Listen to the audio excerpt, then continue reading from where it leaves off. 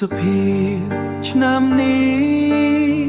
ខ្យល់បក់រំភើយដូចថ្ងៃមុនមេឃស្រទន់លាយពន្លឺថ្ងៃនាំចិត្តឲ្យនឹករឿងកន្លងស្លឹកឈើរំតាមខ្យល់ព្រឹកបេះដូងនឹកដល់ស្នេហ៍ធ្លាប់សងថ្ងៃខែឆ្នាំមិនអាចលុបអនុស្សាវរីយ៍ដែលនៅចពី3ឧសភាឆ្នាំភីបភីប្រមយថ្ងៃដែលចិត្តនៅតែចាំស្នាមញញឹមនឹងពាក្យស្រឡាញ់នៅក្នុងបេះដូងរៀងរាល់យប់ថ្ងៃទួងពេលវេលាឆ្លងផុតទៅ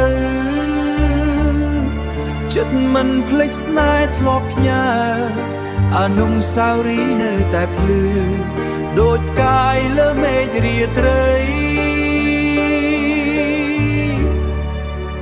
មេឃរាត្រី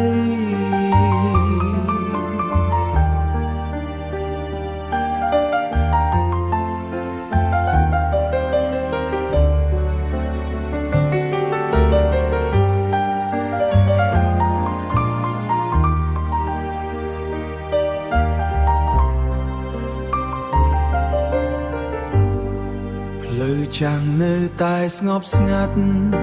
សំឡេងចាប់យំក្បែរដងព្រៃ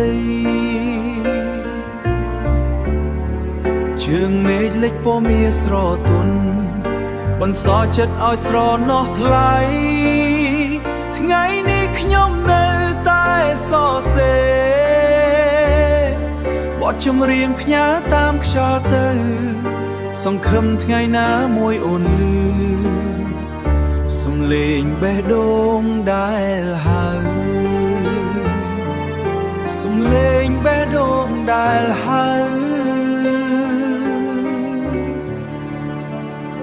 សំឡេងបេះដូង